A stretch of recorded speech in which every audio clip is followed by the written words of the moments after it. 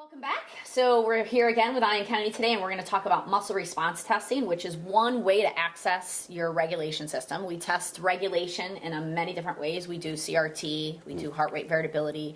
Other centers do it with Sound of Soul. We do a little bit with Sound of Soul. There's lots of different ways to access your autonomic nervous system and test it. We also use applied kinesiology, muscle response testing, and I think for me, I know you're not a chiropractor or a medical professional of any kind. You're an amazing practitioner, minister of health. But I have been to a lot of muscle testers throughout my life, all across this country, and I think you are one of the best at it. And there's many reasons for that, which we won't get into. But I think you really understand how to not care what the answer is of muscle testing. Okay.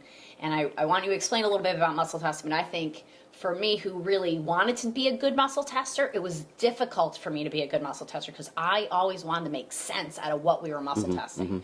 And there's some key things that I've learned from you throughout the years that while I had a lot of muscle testing from other practitioners, there were some things that distinguished your muscle test, which made it much more less influenced by the practitioner. So let's talk about muscle testing a little bit. So muscle response testing is an offshoot, let's say, of applied kinesiology, which was really founded by Dr. George Goodheart in the 1950s, who was a chiropractor who got interested in Chinese medicine and studied neurology and wanted to show that what the Chinese had found in regards to the meridian system and how energy moves through the body, right, what they call qi, what we see as electrical energy, or ki if it's or Japanese. Ki if it's Japanese, right? He realized that he really felt that they had mapped out the electrical circuitry of the body on some level. And so, make a long story short, he started to investigate the fact that every move we make, every thought we have is an electrical impulse. When we use a heart rate variability with people to see what their regulation is like, we're just looking at the electrical impulses from the heart. And the heart's an important organ, right? It gives us the rhythm of our lives. It's really an important brain in the body, and it's the regulatory organ, as far as I'm concerned, because it sets up this rhythm in the system, okay? So he realized that all the moves we make, all the thoughts we have is an electrical impulse. So what Dr. Goodheart did is he started stressing muscles, and he found that there are specific areas of the body that are responsible for taking information in from the environment. And we talked about that a little bit in regards to regulation, how the body's responding to its environment. And so the palms of our hands, the openings of our ears, the skin on our lips, which is very different than anywhere else on your body, and actually the skin around your belly button, takes in information from the environment. On an unconscious level, all the time you're getting this information. There's like receptor sites there. Right, yeah. Autonomic nervous system fibers. And so he discovered that if a person stretched their hand out and put it across someone's ear, mouth, or belly button while they stressed a muscle, that if the person regulated appropriately, that muscle would unlock. So it's not a strength test. It's a locked or an unlocked muscle. And what that locked or unlocked muscle is showing is that energy flows or energy doesn't flow. Now, the body doesn't make mistakes. So if the energy doesn't flow, it's shutting that energy down for a good reason, and that starts to give a practitioner information. So as long as we realize that the body doesn't make mistakes, it only tries to compensate, and we trust that the innate intelligence of the body is going to give us the information that we need in order to kind of peel an onion for the person. Maybe they have a lung problem, but the first thing the body wants to do is handle their sinuses, for instance. And so we do a simple body scan by touching what are called dermatomes or reflex points on the body that just relate to the organs inside, and it starts to give us an indication of where these organs are stressed, and there's different ways to find out what is stressing the organ. But ultimately, muscle response testing is a way into the autonomic nervous system, and if we're clear, and what I mean by that is I don't care what the result is. You as the practitioner. Yeah. Doesn't matter. I care. trust that the body's going to give me the right information. Well, I think that's the biggest difference, honestly. You trust Right. the process. Yeah, You sure. don't. It's not about trusting you. It's not about trusting them. It's about trusting The body's ability to do that. The ability, the innate intelligence to give the information. And as long as they This is a regulate, way you'll to get that. access it, and it's your skill set that knows whether or not they are doing that well. Yeah. And that's the difficult thing with muscle response testing, because it's a skill. It's I've had some practitioners say to me it's an art form, and therefore, you know, some people draw fantastic paintings, and like myself, I draw terrible paintings, but I enjoy doing it. So, you know, it's a skill that over time you can become very good at. And one of our great mentors, which is something I always keep in the back of my mind, has said to us, you know, muscle response testing is a great way to access the system, but never let muscle response testing overrule common sense. Right. And that's important. So it's a tool. It's a way that we can see if the person regulates. And once somebody knows how to do that, they really feel it. And ultimately, over time, they can tell whether or not something's good for them, not good for them, and get an indication of how the body's responding to the environment. So, as a practitioner, you use muscle testing in one way. As a lay person, you can use it in others. Originally, I used it very differently than I use it as a practitioner. So, as a practitioner, though, what are some things that you are looking for muscle testing to indicate for you? Like, why are you using it? Or the different ways in which you use muscle testing? Well, I want to see that they regulate. Okay. I want to see whether or not the organ is stressed, what organs are stressed in the body. So wait, back up. Can you show everybody what it means to regulate real quick Sure. for my body? Okay. So a sympathetic response is going to be the idea that you can hold a muscle locked. Okay? And the easiest way to do that is with the shoulder, although you can muscle test any muscle in the body. With children, a lot of times I use their legs because it's a stronger muscle for them, right? But you're big and strong. So I'm going to push down on your wrist with a couple of pounds worth of pressure. It's not a strength test between you and I. You're going to lock your shoulder muscle for me against my downward pressure. That's a sympathetic response. I said, hey, I'm going to push on you. You said, okay, I'm going to resist. This is the game we're playing, and you have a sympathetic response. You can burn energy. I'm going to take my hand and stretch it out over your ear. Stretch your fascia. Yeah, and I'm going to put it close to your ear. And if your body sees that as some kind of challenge that it's unaware of, okay, it's going to unlock the muscle. And immediately it unlocks, right? Hold it if you can.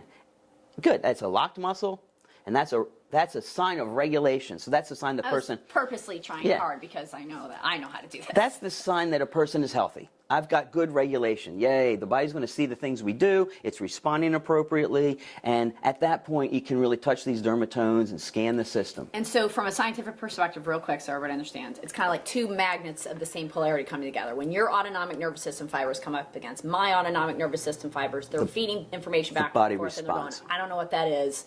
So shut everything down for a moment. I don't need this for my vitality. I need all my energy, my resources, my blood flow to go to Your my organs. vital organs. Yep. So shut the energy off at the arm. Until I put it figure out here. what that is. So I figure out what it is. Yep. So you're just down regulating. Make sure my nervous system works appropriately. Is aware. That it Yep. can actually down regulate. Yep. So the first thing you've said to many of our clients is that if you walk into somebody and they go to muscle testing and they don't first Figure see out. if you down regulate, They're guessing. walk out. They're guessing. Yeah. Because a lot of folks, when we go to muscle test them or we look on their HRVs, they're blocked. Mm-hmm.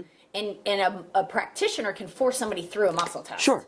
Yeah. And that's why oftentimes I check and recheck over a half hour or an hour experience with somebody. I continue to check to see, are you really regulating or are we now guessing? And oftentimes, if they don't regulate, they have a strong locked muscle and it just doesn't change. And that happens, fairly often. Then you figure out, well, why aren't you regulating? It can be as simple as dehydration will stop somebody from regulating. Right. So making sure that they're hydrated can really help the regulation. So you can be a little bit not regulating or deeply not Yeah. regulating for a long period of time. Yeah, and it's not necessarily seen. I don't necessarily see it. We want the body to regulate, but the fact that it doesn't regulate sometimes is appropriate. Right. Yeah, it's appropriate. Maybe they're nervous. It's the first time in their sure. office. They have no idea who Sure. you are or what you're doing, and so they're blocked. Right. So yeah. working It's a through self-defense mechanism for the body So to survive. knowing what the indication is important as the practitioner, because a muscle test is just an indicator muscle, Right. indicating something that the body's trying to communicate. Right. So I look at it as muscle testing is just a language of the body, Yep. and you have learned how to translate that language very well.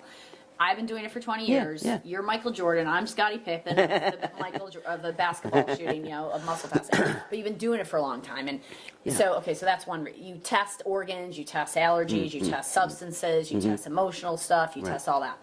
From a perspective of why you wouldn't use muscle testing, like something shows up in muscle tests and it override, you're like, well, that doesn't make any sense. And what does that mean? Like when you say I don't override common sense by using the muscle test. So if somebody, for instance, you can muscle test the nervous system for whole food nutrition. Okay. And the body loves this nutrition, and you can count out how many tablets a day somebody's going to take, for instance. Okay. And if it's 35, that's ridiculous. It just means the body needs the nutrition. So you have to use your common sense and go, well, listen, I'm going to have you take 3 of these a day for the next 6 months instead of giving you 45 a day for a week, right? Or maybe that's not the right product and we need something stronger that's more effective. Yeah. Okay. So again, it's just letting the body respond to a vibration, right? It's really vibrational responses that you're looking at with the nervous system. And so you don't obviously put somebody on a bunch of stuff just because the muscle test says you should. Same thing coming off of it. I've had people say, well, I've been on it for a week and I muscle test myself and I don't need it anymore. Well, that's not true. It just means your system has it in there, right? And it's the question you're asking too. Right, like, that's important. I might need it today, but it helps my underlying cause. So am I asking, does it still help my underlying cause? Does it help alleviate some, it's all about the question you ask. And then what is the I don't care? Like you say all the time, you go to muscle test somebody and it really seems like he just doesn't care about people. He's like, I don't care. Yeah. Well, I just reminding myself that it doesn't matter what the body's going to tell us. It doesn't matter what the response the person has. I've never seen it fail. I've never seen it give me something where the whole system, it just doesn't work. So as long as I don't care what the result is, we can get a good result with somebody on a response. So does the person have to understand what you're saying to them? No, I've done this with folks that don't speak English. And why is that? Why don't they have to understand that? Because there's innate intelligence between the two systems. The body knows what we're asking it, regardless of the verbiage. From the vibrational information. It's vibrational information, yeah. Because going back to what you said about the heart and thinking about what Rasmus teaches us is that there are no two heartbeats that are exactly alike from an electrical measurement standpoint of megahertz. You cannot have two heartbeats that are the same. So every heartbeat is regulating for something that is going on in the environment in which that physical body is. Yep. And so a muscle response testing is an indication of how well the body is doing that. Bottom line. Yep. And so everything, words that are coming out, everybody, like every you thought you have, about, every word you say. I can say to you, I love you, and I can say to you, I love you. Right. And it has a totally different vibration. Right. In regards to what I mean about how I love you. Right. And I do love you. Yeah. So, yeah, that's true. It's strictly what the body thinks is happening. So a muscle response test, is there anything else you want to say about muscle response testing? Like you test organs and the body responds to everything. Yep. Words. So my name is Kelly. So that's a congruency now you're looking for. Okay. You're looking for a congruency, emotional congruency. Everyone calls you Kelly, you call yourself Kelly. So my name is Ann. And yet my middle name is Ann. And so that's right. no offense to my mother, I don't like it. So my name is Ann. My name is Ann. Yeah, it shuts your electrical system down a little bit, that's all. And I never use Ann. I don't use it for anything. But my name is Kelly Kennedy. It's strong. So I'm just curious. I've never done this. My name is Kelly Coleman. It's strong. Because it's my maiden name. Yeah. So I'm still and years and years and years and years and years and years of that information being downloaded into your system, that's a congruency for you. Right. It's as simple as saying, I'm sitting down. I'm sitting down. I'm standing up. I'm standing up. Yeah. So It's a she's got a good, it's a baseline, the body works, So I always can make trust. sure they have a baseline. Make sure the practitioner doesn't care what the answer is, which Yep. was a hard thing for me. Yep. Because I'll It never is, forget sure. the most glaring evidence of that. I was taking notes in your room. This is 7, 8 years ago now. And the client came in for infertility. She'd been to fertility clinics. She had tried all sorts of stuff. Her neighbor had gotten pregnant after seeing you after the same kind of scenario. So she came in. You did a body scan, which is just muscle testing all the organs of the body. Yep. And the priority organ, the one that really wanted to be fixed more than anything else to help her infertility was Her the jaw. Her jaw. And my brain is over there going, well, what the heck kind of sense does that make? I was a little like, ugh. And then she started to cry. Right. And you were like, what's wrong? And then, I had my jaw operated on, was a kid, blah, blah, blah. Nobody knows. So you did emotional work. There was this couple little, long story short, she's got 2 kids now. Yep. So for me, that's the beauty of what you do is like, you really don't care if it makes sense. Like she came in for infertility and for me, I'm like, well, it's got to be pituitary, thyroid, uterus, ovary, stomach meridian, something that would make sense for the reproductive organs. And you're like, no, cool, it's jaw. Well, let's figure out We'll work on her jaw. And you're more like a discoverer of what the body's telling you rather than trying to make sense of it because the body doesn't make sense like that. It doesn't make sense it doesn't function like that. Right? It's still looking at it mechanically. And I don't really look at it mechanically unless you got a broken arm, you know what I mean? So and that's not what I do. Quickly, vitalistic versus mechanistic. So mechanistic is the idea that it's a car, and if somebody can't get pregnant, it's an ovary problem, a uterus problem, some kind of reproductive problem. And vitalistically, if you look at it, the body says, hey, this is a jaw problem, and if you fix my jaw, everything else is going to go into balance. I'll find greater homeostasis, and because I'm 30 years old, I'll get pregnant, right? And so it's, again, just trusting that the body knows how to unwind the issue, and in being able to trust that, you get the results. We had a woman come in the same kind of problem. She had a child. She wanted another child. She had not had her menstrual cycle for a number of years, right? And the first thing we said was, okay, we got to bring your menstrual cycle back. And she was like, well, how are you going to do that? I said, well, I don't know. But wait, you know, and by saying I don't know, we're going to figure out why, right? And we did everything from good homeopathy and muscle testing to talking to her uterus and making it a happy environment. Her amalgam was taken out, all of that stuff, and then her period came back. Right. And within a short period of time, she had a second child. Right. And So now he's 5. yeah. So again, if you just trust that the body knows what it's doing, you make sure that the regulatory system is unblocked so that it's getting some good information to you, and you trust that process, the body will turn around on its own. So, and just to tie it up, one of the things that I find what's happening with bioregulatory medicine or functional integrative medicine is a bit of a shame, in all honesty, because I see that they're starting to do the same thing that Western medicine has done, which is you go to your specialist for your gut versus your heart versus your brain versus your endocrine system. And so these 4 different doctors are part of your case, but nobody's talking to anybody, and this one's giving you hormones, and this one's giving you steroids, and this one's giving you heart medication. They all know it, but they don't really look at it as a whole piece. And so then we meet clients that come into the alternative where, and they're like, well, I'm seeing my acupuncturist for this, and they got me on some Chinese herbs, and I'm seeing my chiropractor for this, and he's got me on some whole food supplements, and I'm seeing my integrative doc for this, and they're doing detox for me, and I'm coming in because I feel like crap. And we're like, well, is everybody talking to each other? Does everybody know what's going on? And it's like they forget that this is one system that works all in unison. And your acupuncturist is making some major shifts in different ways to the emotional body, to the physical body, to the physiology. And that's communicated through the body. And then the chiropractor comes in, he or she is trying to do something different. And then they come into the wellness place to do energetic work. And we're like, whoa, you're overloading your system. You need to oversee this whole system and understand. And I think the muscle testing really helps the body to know that you're not overdoing it too much on the body, because I think people forget the subtle bodies are as profound as more profound at some level than anything else, and that it still has to be looked at this one big piece. And muscle response testing or accessing that regulatory system and testing it from that perspective is key. Anything you want to say about that? No. Okay, good. Thank you so much. Have a great day.